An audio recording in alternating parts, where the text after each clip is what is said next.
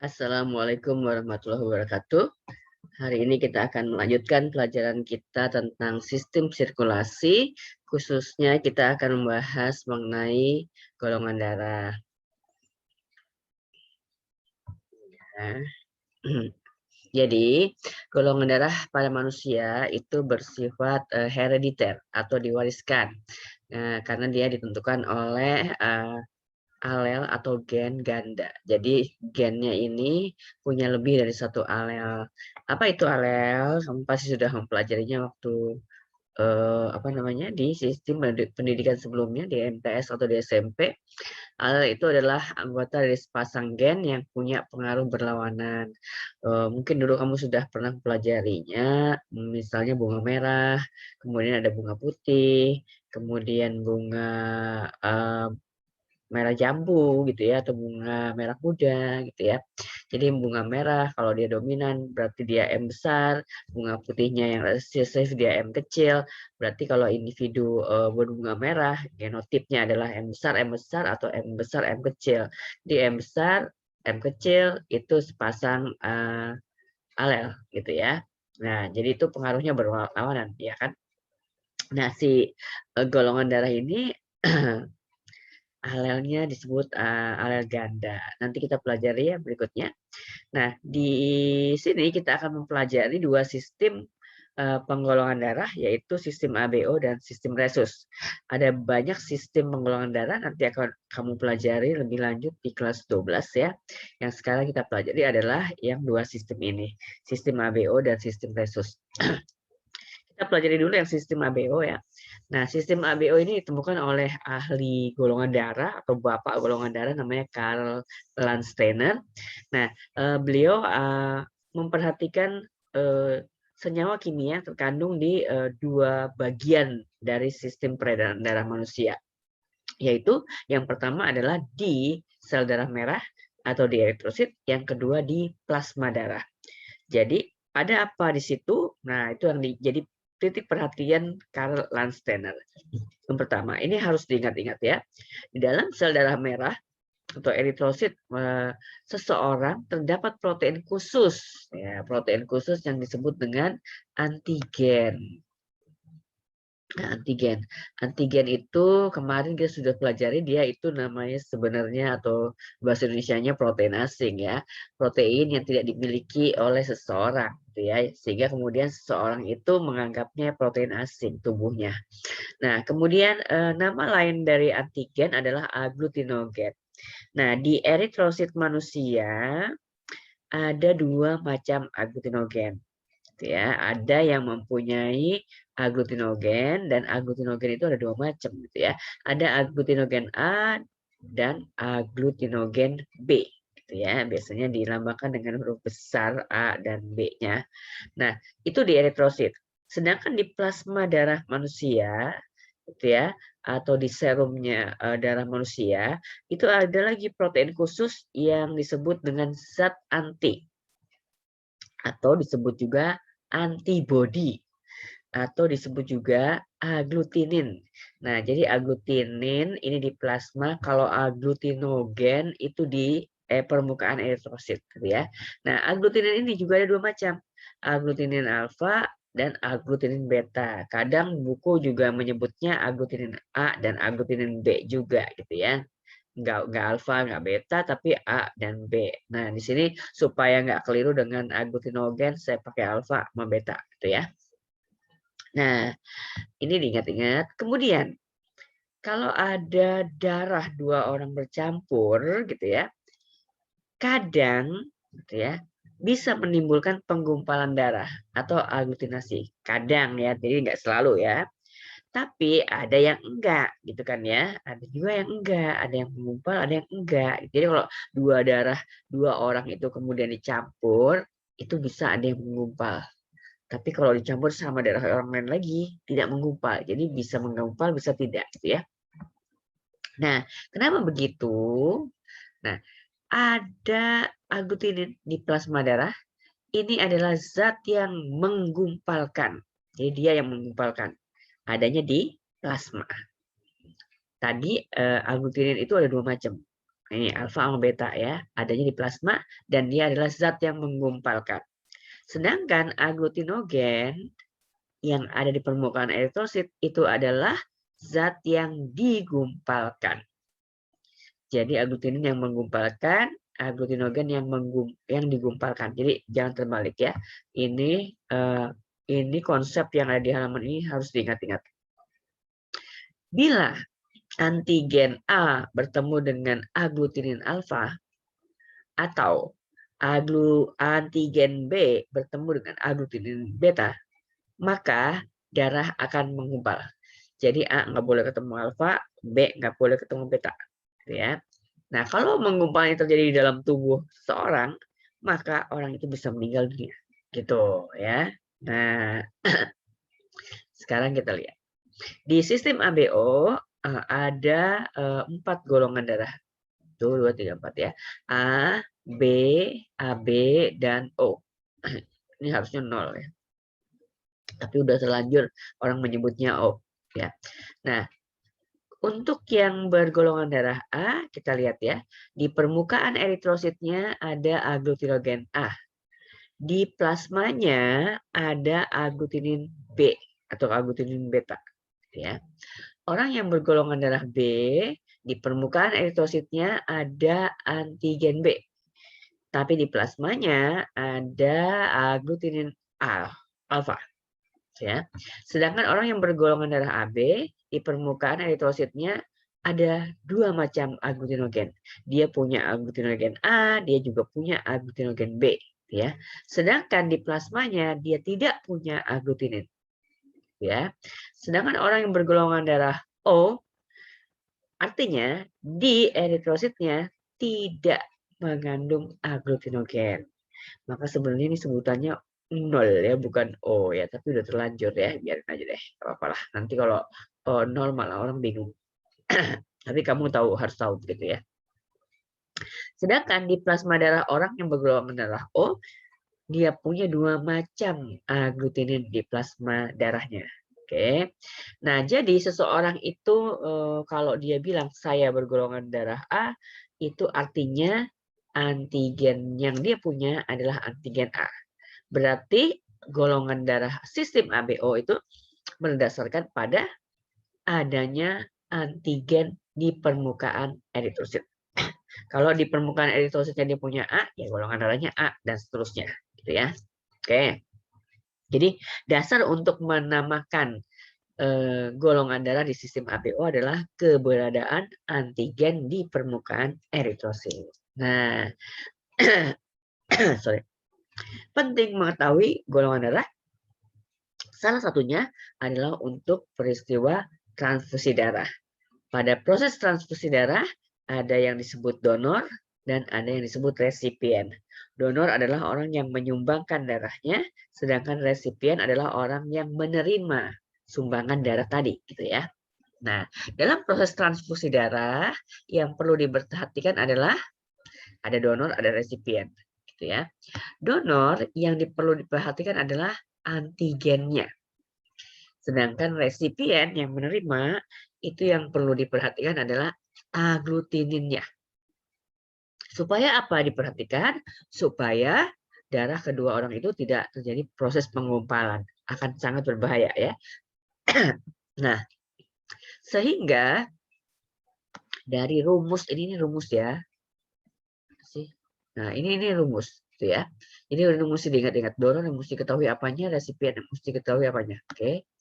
Nah, ini ada tabel. Nah, ini donor, ini resipien. Nah, ini diingat di sini bahwa donor yang perlu diketahui adalah antigennya, sedangkan resipien yang perlu diketahui adalah antinya, aglutininnya, gitu ya. Nah, ini adalah golongan darahnya donor, ini adalah golongan darahnya resipien. Golongan darah O, karena dia donor, yang perlu diketahui adalah antigennya, tidak punya antigen, ya. Bisa menyumbangkan darahnya ke golongan darah apa gitu ya. Ingat, A nggak boleh ketemu alfa, B nggak boleh ketemu beta. Kalau ketemu akan terjadi proses penggumpalan gitu ya. Nah, sekarang kalau donornya O, resipiennya O, si resipien ini punya anti alfa dan anti beta, apakah kalau bertemu ini dua darah ini, darah dua orang ini, apakah terjadi penggumpalan? Gitu ya. Nah, dia nggak punya antigen, maka anti alfa dan anti betanya tidak menggumpalkan siapa-siapa. Ingat, zat anti adalah zat yang menggumpalkan, antigen adalah zat yang digumpalkan. Jadi zat yang menggumpalkan ada, yang digumpalkan nggak ada. Berarti strip, tidak terjadi aglutinasi. Gitu ya. Kalau donornya O, kemudian resipiennya A, dan si resipien ini punya aglutinin beta, gitu ya, maka juga tidak terjadi penggumpalan karena si anti beta tidak bertemu dengan antigen apa-apa. Berarti bisa dipastikan bahwa kolom ini baris pertama itu strip, strip, strip, strip. Semuanya strip ya. Nggak ada anti, nggak ada antigen, ya strip lah gitu ya. Nah, kemudian sekarang kalau donornya bergolongan darah A, ketemu resipiennya bergolongan darah O, maka prosesnya terjadi penggumpalan nggak? Nah, tadi ya, A nggak boleh ketemu alfa, dia punya alfa nih, si O. Nah, ini ada nih antigen A, ketemu deh. Nah, menggumpal plus ini bisa dipastikan ya.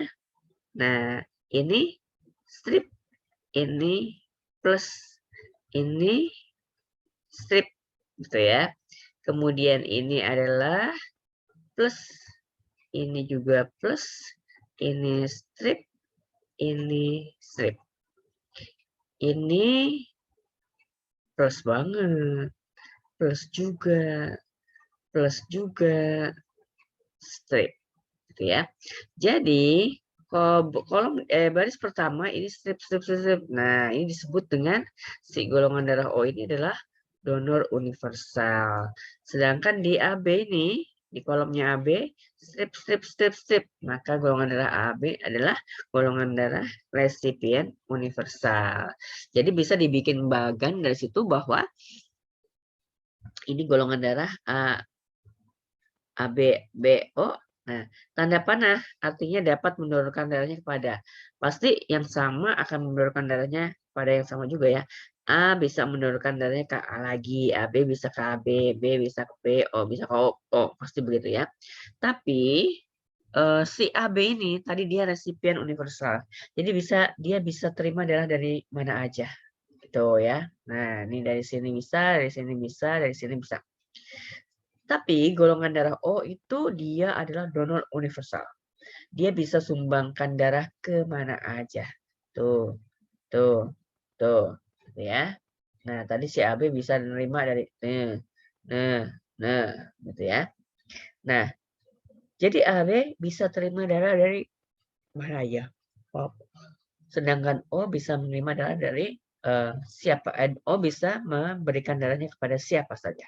Ya, tapi di zaman sekarang ketika banyak penyakit yang ditularkan lewat darah, gitu ya, maka kalau bisa ya, kalau nggak darurat banget, jangan si resipien itu tidak menerima darah dari golongan darah yang berbeda dengan tubuhnya. Jadi kalau dia golongan darah A, cari yang golongan darah A juga, begitu ya. Nah, jadi kalau sekarang begitu, gitu ya. Nah, sekarang bagaimana golongan darah itu diwariskan dari orang tua kepada anak-anaknya, gitu ya. Tadi dibilang bahwa si golongan darah itu diwariskan oleh alel ganda. Ini alelnya ada 3. Nah, yang kemudian dilambangkan gennya dengan I besar, singkatan dari isoagglutinin. Ya. Nah, isoagglutinin ini yang ada di permukaan eritrosit. Alel-alel dari gen I adalah I doang. Seringkali buku menulisnya ada I0 di sini, ada angka 0-nya. Kemudian IA dan IB. Nah, alel I ini resesif terhadap keduanya. Jadi kalau alel yang I ini berada bersama IA, maka kalah dia. Yang menang IA. Begitu juga kalau si I0 ini bertemu dengan IB. maka dia dikalahkan, IB-nya menang. Ya. Jadi I itu resesif terhadap IA dan terhadap IB, tapi IA dan IB ini gak ada yang paling dominan. Dia dua-duanya dominan. Jadi kalau dia ketemu, maka muncul bareng, ya kemudian terekspresi itu apa fenotipnya, gitu ya. Nah, A dan B, IA dan IB itu tidak saling dominan. Jadi dia kekuatannya sama, gitu ya. Nah, kemudian orang yang punya IA, artinya orang itu mampu membentuk antigen A. Orang yang punya alel IB, dia mampu membentuk antigen B. Nah, kalau orang punya dua-duanya, IA dan IB, maka muncullah dia bisa memproduksi antigen A dan antigen B. Ya. Nah, kalau dia cuma punya alel I doang, tapi dia artinya tidak mampu membentuk antigen A dan antigen B. Ya. Nah, kalau ketiganya ini berinteraksi, ketemu gitu ya, maka terbentuklah 4 fenotip golongan darah. Gitu ya. Jadi kalau saya sebut, oh saya bergolongan darah A, berarti yang saya sebutkan adalah fenotip. Fenotip golongan darah saya A. Kalau genotipnya nggak tahu, harus diperiksa lebih jauh lagi, bisa lewat PCR gitu ya. Tapi yang disebutkan, yang kita sebutkan bahwa saya bergolongan darah A, saya bergolongan darah B dan seterusnya itu adalah fenotipnya, gitu ya. Nah, dari interaksi ketiga alel ini, maka terbentuklah 4 macam golongan darah, yaitu O, A, AB, dan AB. Kita lihat.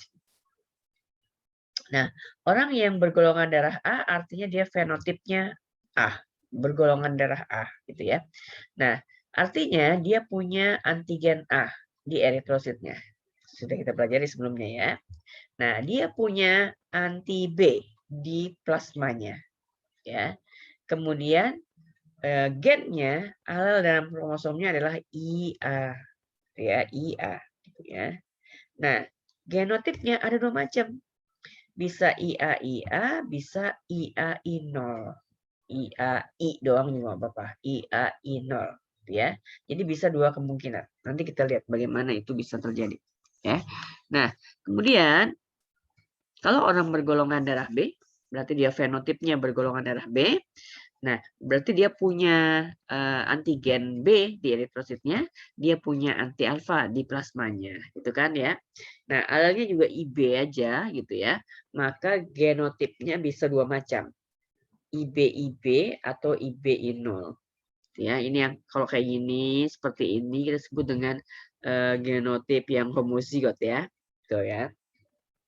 Ketika orang bergolongan darah AB, berarti dia punya 2 macam antigen di eritrositnya, tapi dia nggak punya di plasmanya dia nggak punya zat anti, gitu ya. Nah, alelnya ada 2 lah, IA, IB, karena dia tidak saling tidak saling dominan. Mereka dominan dua-duanya, gitu ya. Nah, genotipnya juga satu macam, IA, IB aja. Orang bergolongan darah O, berarti fenotip dia bergolongan darah O, gitu ya. Dia tidak punya antigen di eritrositnya, tapi dia punya 2 macam antibodi di dalam serumnya. Kromosomnya, alelnya adalah I0, genotipnya adalah I0I0, gitu ya. Oke. Nah, kemudian ini adalah contoh pewarisan golongan darah. Seorang laki-laki bergolongan darah A menikah dengan perempuan bergolongan darah O. Jadi bapaknya A, ibunya O. Bagaimana kemungkinan golongan darah anak-anak mereka? Ini tipikal soal genetika tuh pasti begini kalimat-kalimatnya ya. Nanti di kelas 12 kamu belajar. Nah, sekarang si ayah ini cuma disebutkan dia bergolongan darah A. Padahal kita tahu bahwa orang bergolongan darah A itu alelnya ada 2 macam. IA-IA atau IA0. Nah, si ayah ini yang mana? Tidak tahu gitu ya. Karena kita cuma tahu fenotipnya, genotipnya nggak tahu gitu ya. Maka karena tidak tahu genotip ayah ini yang mana dan genotip golongan darah A itu ada 2 macam, kita pakai dua-duanya ya. Jadi kita pasangkan dua-duanya gitu ya. Jadi kita bikin 2 kemungkinan persilangan gitu ya. Nah, persilangan yang pertama, kemungkinan pertama ketika ayahnya Jadi ini yang diketahui dari soal ya. Yang diketahui dari soal adalah fenotip. Jadi fenotip ayah A, fenotip ibu adalah O, gitu kan? Nah, kemudian karena dia ada dua kemungkinan, maka kita silangkan satu persatu setiap kemungkinan itu, gitu ya. Kemungkinan pertama kalau ayahnya genotipnya homozigot.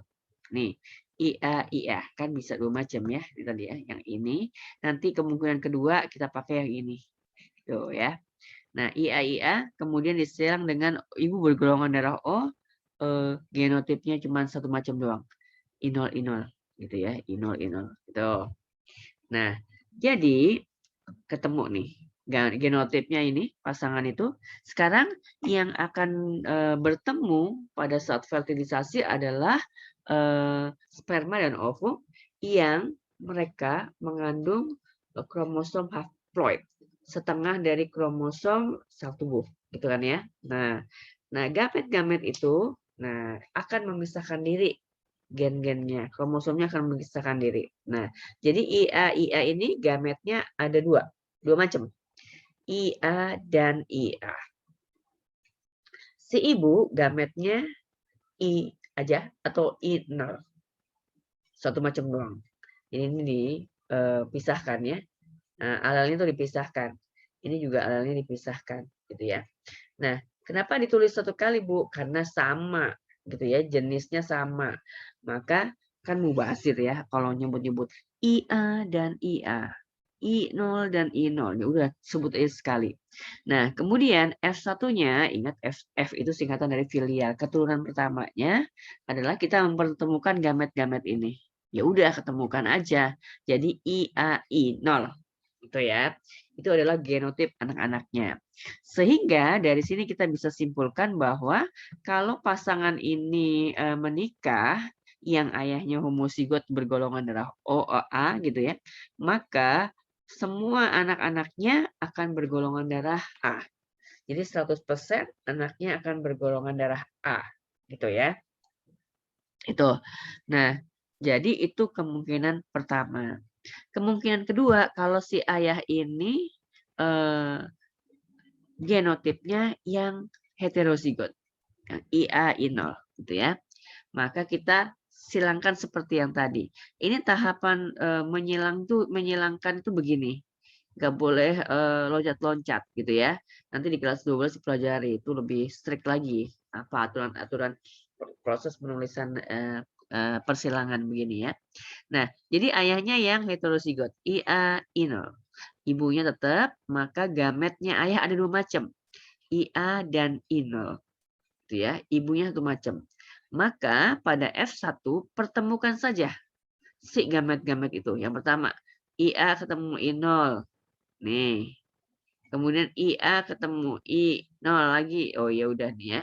Kemudian I0 ketemu I0. I0, I0. Oke. Jadi pada proses perkawinan yang ayahnya heterozigot, kemungkinan dia anak-anaknya bergolongan darah kalau enggak A, ya O. Kalau ini kan satu macam doang, beda banget ya. Ini golongan darah anak-anaknya adalah A dan O, gitu ya.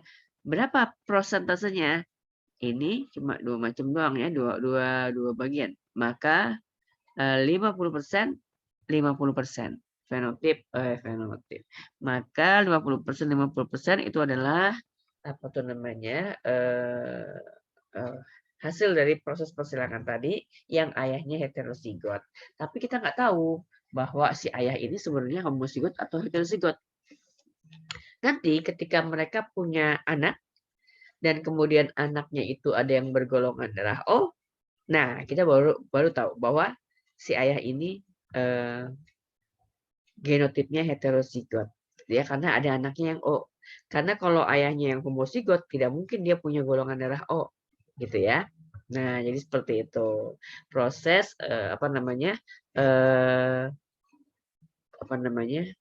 prediksi dari kemungkinan golongan darah keturunan berikutnya, gitu ya. Nah, jadi kita bisa menyilang-nyilangkan ini. Itu udah saya kasih soalnya ya. Misalnya suami istri golongan darahnya A dan B. Nah, berarti ini si A punya 2 kemungkinan genotip, si B juga 2 kemungkinan genotipnya. Berarti kita punya 4 kemungkinan. Gitu ya, 4 kemungkinan. Nah, tadi kan ini ya benar, 4 kemungkinan. Jadi banyak ya. Nah, kalau si ayah dan ibunya ini heterozigot, maka semua golongan darah mungkin di anak-anaknya. Jadi rame ya. Jadi ada golongan darah anaknya yang nggak sama dengan salah satu dari kedua orang tuanya. Nggak masalah. Asal memang itu seharusnya gitu ya. Kita mesti silang-silangkan ini. Gitu ya. Dengan cara seperti ini disilang-silangkan nanti ketemu. Berapa persen kemungkinan golongan darah anak-anaknya gitu ya. Jadi kalau yang heterozigot semuanya, heterozigot ayah dan ibunya, maka sudah bisa diprediksi bahwa anak-anaknya keempat golongan darahnya ada. Kemungkin gitu ya dengan persentase 25%, 25%, 25%, 25% gitu ya. Nah, kemungkinan ini berlaku untuk setiap si ibu itu hamil. Jadi ketika ibunya hamil misalnya gini ya, dengan pasangan yang seperti ini.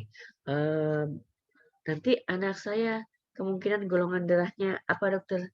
Kalau enggak A ya O gitu ya. Terus anaknya keluar O. Ya emang kemungkinannya 50% gitu ya, sangat mungkin. Nah, anak kedua begitu lagi. Apa kemungkinan golongan darah anak saya dokter? Kalau enggak A ya O gitu ya, misalnya begitu ya. Nah, tiba-tiba lahir juga O lagi. Ya mungkin aja uang 50%. Jadi mungkin aja semua anak-anaknya kalau dia punya anak banyak O semua ya mungkin aja gitu ya. Nah, kalau yang ini ya harus 100% A semua gitu kalau ayahnya homozigot gitu ya. Nah, jadi ini bisa dicari, silahkan dicari. Jadi golongan darah anak itu tidak harus sama dengan salah satu dari orang tua. Nah, golongan darah manusia itu terbentuk dari hasil kombinasi golongan darah kedua orang tua. Coba kalau lihat di soal yang terakhir, AB menikah dengan O. AB-nya genotipnya satu macam, O-nya juga satu macam. Ini kalau dia berpisah, gametnya ada 2 macam, gamet IA dan gamet IB.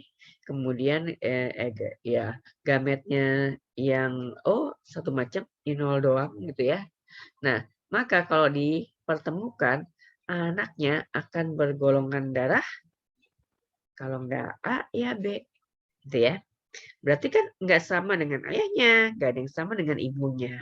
Kalau sama dengan ayahnya, tiba-tiba ada anak yang golongan darahnya AB, ya nggak tahu, bukan anaknya sebenarnya, gitu ya. Nah, jadi golongan darah anak itu tidak harus selalu sama dengan salah satu dari orang tuanya. Karena golongan darah anak itu adalah hasil kombinasi dari golongan darah kedua orang tuanya. Nah, silakan ini dikerjakan. Yang nomor 2, nanti kamu akan tahu bahwa dari pasangan-pasangan tertentu akan mungkin punya anak yang golongan darahnya tidak sama dengan salah satu dari orang tuanya. Gitu ya. Oke. Nah, itu sistem ABO.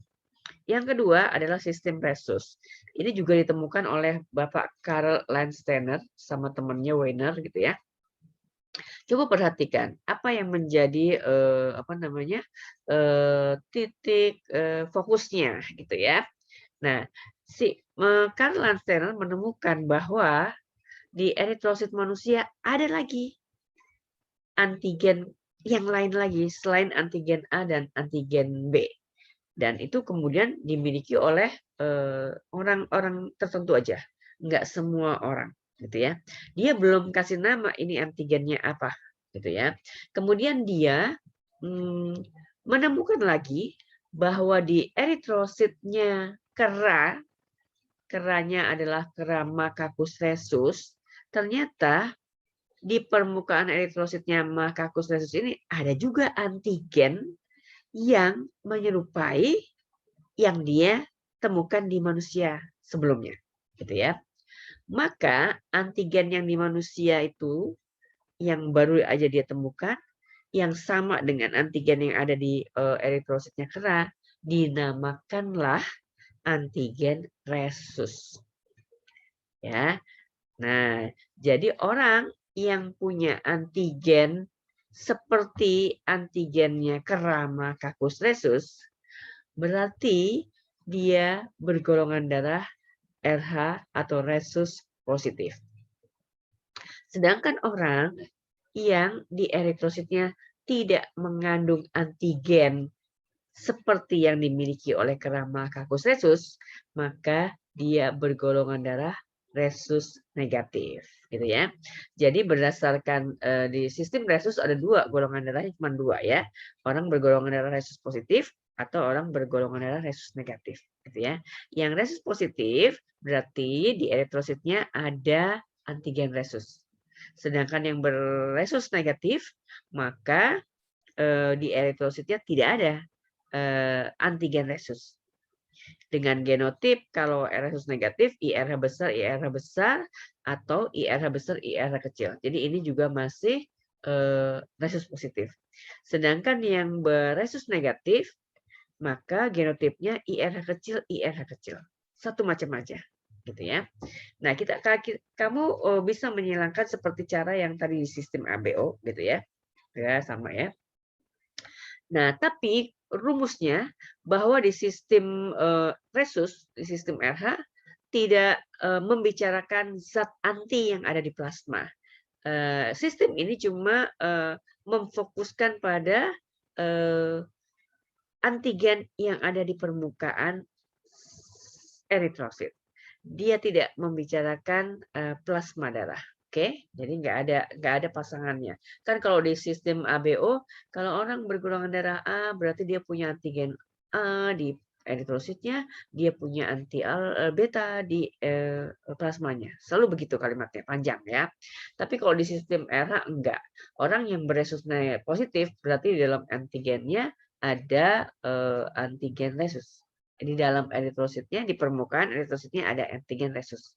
Kalau dia golongan darahnya resus negatif, berarti di permukaan eritrositnya tidak ada antigen resus. Itu aja, ya. Nah, dalam serum atau plasma darah manusia biasanya tidak terdapat zat anti resus.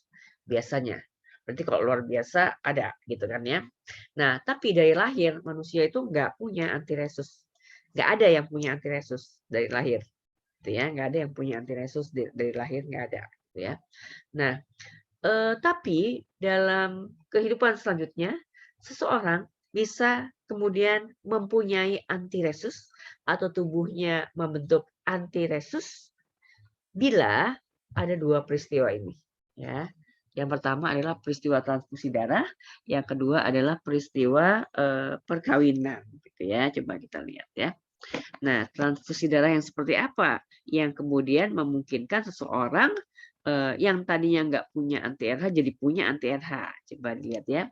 Seseorang bergolongan darah RH negatif menerima darah dari orang yang bergolongan RH positif, ya. Jadi ini ada pasien, dia kekurangan darah, kemudian sistem ABO-nya udah cocok, tapi sistem RH-nya enggak cocok sebenarnya. Tapi nggak apa-apa gitu ya, karena darurat ya. Jadi ini pasiennya RH negatif, dia dapat donor yang RH positif. Berarti ketika si darah donor itu masuk ke dalam tubuhnya, gitu kan ya, maka tubuh pasien ini melabelnya sebagai protein asing yang harus dilawan, gitu ya, karena dia nggak punya, gitu kan ya, nggak punya protein kayak gitu. Nah ini asing harus dilawan, gitu ya. Nah jadi darah donor yang mengandung antigen RH, RH positif ya. Nah ini akan bertemu dengan plasma darahnya resipien, gitu kan ya. Nah, ketika bertemu, maka tubuhnya resipien ini tadi akan melabel si antigen RH ini sebagai protein asing, sehingga tubuhnya si pasien ini distimulir atau dirangsang untuk membuat antinya. Ini ada yang asing nih, aku harus bikin antinya, gitu ya. Maka sekarang pada peristiwa berikutnya ya, maka plasma darah resipien yang tadinya enggak mengandung zat antiresus sekarang jadi mengandung antiresus. Jadi apa golongan darahnya si pasien tadi? ya tetap dia RH negatif, tapi dia sekarang punya anti RH gitu ya. RH negatifnya tetap nggak berubah gitu ya. Nah, karena dia di dalam tubuhnya udah punya anti RH, maka kalau di masa berikutnya dia perlu lagi donor darah, dia nggak boleh dapat darah RH negatif. Karena sekarang dalam tubuhnya udah ada antinya, gitu ya. Jadi kalau dia dapat donornya RH positif, maka ketika masuk ke dalam tubuhnya, zat antinya, anti RH si pasien ini akan menggumpalkan antigen RH-nya donor. Sehingga terjadilah proses penggumpalan. Pasiennya bisa mati, gitu ya. Jadi ingat, donor itu yang perlu diperhatikan adalah antigennya, resipien yang perlu diperhatikan adalah antinya atau aglutinennya, gitu ya. Prosesnya terjadi penggumpalan, yang menggumpalkan adalah darah pasien, yang digumpalkan adalah darah donor, gitu ya. Darah resipien yang menggumpalkan, darah donor yang digumpalkan. Nah, jadi darah donor itu akan menggumpal, tapi prosesnya menggumpalnya di dalam tubuhnya pasien atau di dalam tubuhnya resipien. Maka resipiennya bisa meninggal gitu ya. Jadi nggak boleh dia dapat donor RH positif untuk yang kedua kali gitu ya. Ini harus diperhatikan. Yang kedua, bagaimana seseorang yang tadinya nggak punya anti RH kemudian jadi punya? Nah, melalui proses perkawinan, gitu ya. Nah, perkawinan yang pasangannya kayak begini, gitu ya. Seorang ibu RH negatif, ibunya RH negatif, berarti dia punya genotipnya IRH kecil, IRH kecil, menikah dengan laki-laki RH positif, homozigot pula, gitu ya. IRH besar, IRH besar. Maka kamu silakan dengan cara seperti yang tadi ya. Semua anaknya bergolongan darah resus positif. 100%. Ya bergolongan darah resus positif karena ayahnya homozigot gitu ya. IRH besar ketemu ibunya IRH kecil gitu ya. Nah, sehingga darah antara janin dengan ibu itu ibu kasih plasma darah ke anaknya, suplai makanan dan oksigen, kemudian si anak ini akan mengembalikan sisa metabolismenya ke tubuh ibu gitu ya. Nah, jadi ibu yang RH negatif gitu ya, kemudian punya anak yang RH positif, ketika darah anaknya itu kemudian kontak dengan darah ibunya, maka ibunya akan distimulir tubuhnya untuk bikin anti RH. Karena protein asing tadi, darah yang dari tubuh anaknya itu. Gitu ya. Nah, maka setelah itu, tubuh ibu akan membentuk zat anti RH. Gitu ya. Padahal tadinya ibunya enggak punya anti RH. Tapi karena bayi yang dikandungnya itu RH positif gitu ya, maka apa tuh namanya tadi antigen RH dari anaknya kemudian bisa sampai ke tubuh ibunya, kemudian tubuh ibunya bereaksi membuat zat antinya, gitu ya. Sehingga zat anti ibu ini bisa menggumpalkan darah anaknya, ya.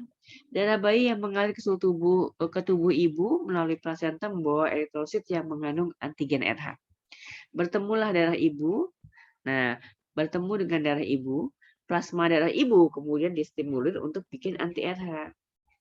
Nah, anti RH-nya ibu ini kemudian mengalir lagi ke tubuh anak. Gitu kan, jadi bolak-balik kan ya, karena dia harus suplai makanan, oksigen, ambil limbah gitu ya. Nah, sehingga eritrosit bayinya itu ketemu sama anti RH-nya ibu gitu ya. Nah, sehingga kemudian darah anaknya bisa terjadi hemolisis, pecah-pecah gitu ya.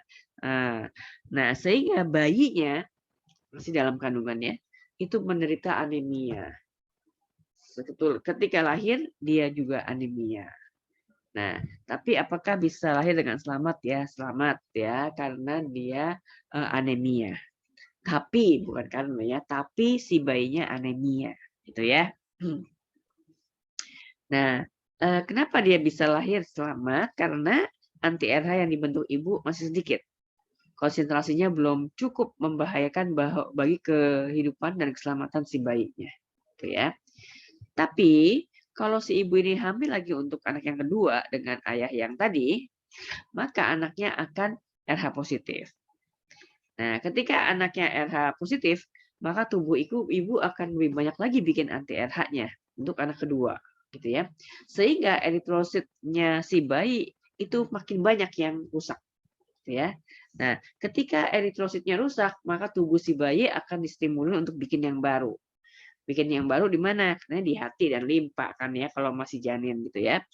Nah, kemudian sel darah merah yang rusak itu juga akan dibawa ke hati karena dia harus dipecah-pecah gitu kan ya, hemenya, globinnya, ingat ya pelajaran yang sebelumnya gitu ya.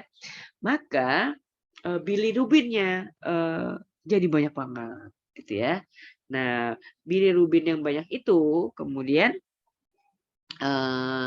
bisa membuat tubuh bayi menjadi kekuning-kuningan kayak orang sakit kuning gitu kan ya, bilirubinnya banyak gitu ya.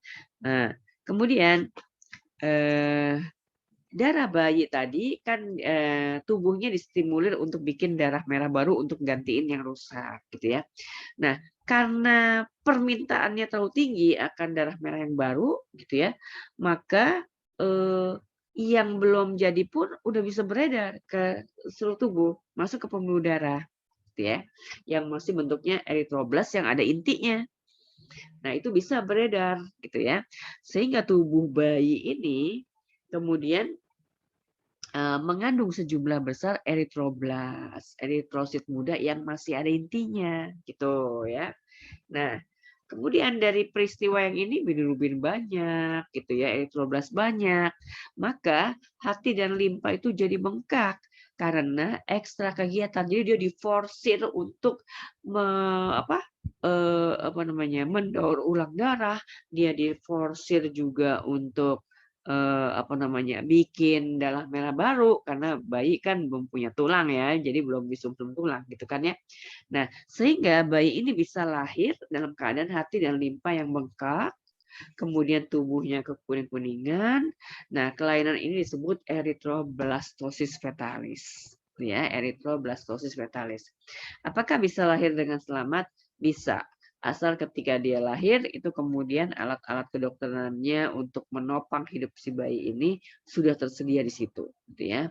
Nah, jadi gimana caranya untuk menghilangkan atau mengurangi kuning-kuningnya gitu ya. Nah, kalau dalam kehidupan sehari-hari, kalau bilirubinnya nggak banyak-banyak amat karena hitungannya dari bilirubin ya. Nah, agak kuning doang gitu ya. Maka di sinar UV, dari sinar matahari, dia eritroblastnya udah dengan cepatnya dewasa. Kemudian jadi eritrosit yang dewasa gitu ya. Itu kalau misalnya lahirnya di bulan hujan agak susah juga ya untuk menjemur bayi supaya dapat UV kayak gini gitu ya. Nah, harus dipantau terus. Kalau makin hari makin kuning, nggak ada cara lain harus dibawa ke rumah sakit ya, untuk diberi treatment disinar dengan UV, yang UV langsung ke badannya doang ya. Jadi bayinya ditaruh di inkubator, kemudian ada lampu yang menyala, lampu itu ada UV-nya. Nah, UV-nya itu supaya nggak kena mata, maka matanya bayi biasanya ditutup gitu ya. Nah, tapi apakah si ibu ini masih bisa punya anak berikutnya yang ketiga gitu ya. Nah, ternyata anak ketiga kadar antinya ibu makin banyak lagi gitu kan ya. Sehingga kemudian nggak sampai lahir biasanya sudah meninggal dunia ya. Nah, biasanya pasangan-pasangan yang kayak gini nanti dokternya akan menyarankan dia punya anak maksimal 2 aja gitu ya. Karena yang kedua aja udah payah sebenarnya ya. Nah, jadi seperti itu di sistem Rhesus gitu. Nah, sekarang inkompatibilitas golongan darah, ketidakcocokan sebenarnya ya. Sebenarnya nggak cocoknya kenapa? Ya kayak perkawinan yang tadi nih, disebut NH inkompatibilitas. Ibu RH negatif, ayah RH positif homozigot, ya. Nah, itu bisa mengakibatkan erythroblastosis fetalis, gitu kan ya. Nah, jadi disebutkan tadi apa tuh namanya? apakah bisa pasangan ini punya anak banyak gitu ya? Nah, buku-buku itu mencatatkan bahwa ada pasangan seperti itu yang punya anak sampai 14. Nggak apa-apa. Kira-kira penyebabnya apa ya? Hmm. Nah, penyebabnya biasanya ayah yang tidak homozigot. Ayah RH positif, tapi genotipnya heterozigot. IRH besar, IRH kecil. Maka kalau disilang-silangkan, bisa kemungkinan punya anak RH negatif 50%, punya anak RH positif 50% juga. Itu cukup tinggi gitu ya. Nah, tapi kalau itu juga nggak mempan, biasanya ya udah apa namanya? eh, ini sebenarnya alat-alat kedokterannya mesti siap siaga gitu ya. Ketika bayi ini lahir, kemudian siap untuk transfusi dan sebagainya gitu ya. Nah, tapi masalahnya ini kan sudah bisa diprediksi oleh dokter kandungannya gitu kan ya. Sehingga kemudian orang tuanya juga harus disiapkan. Mentalnya harus disiapkan, kemudian juga apanya tuh namanya finansialnya juga harus disiapkan gitu ya. Nah, itu yang kalau dibalik masalahnya beda lagi. Bapaknya yang RH negatif, ibunya yang RH positif, itu nggak masalah. Karena yang mengandung kan ibunya gitu ya. Nah, jadi yang ABO kompatibilitas juga bisa kemungkinan kayak begitu, iya, tapi tarafnya lebih ringan gitu ya. Nah, sistem ABO inkompatibilitas terjadi biasanya pada perkawinan yang memungkinkan plasma darah ibu bertemu dengan antigen dari eritrosit bayi yang di dalam kandungan.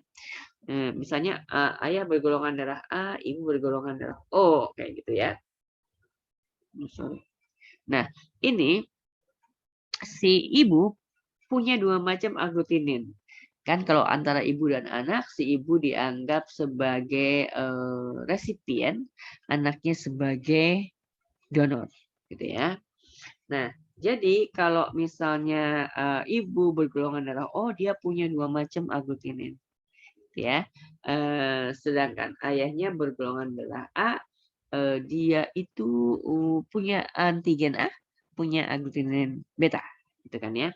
Maka ini bisa ketemu nih aglutinin betanya dengan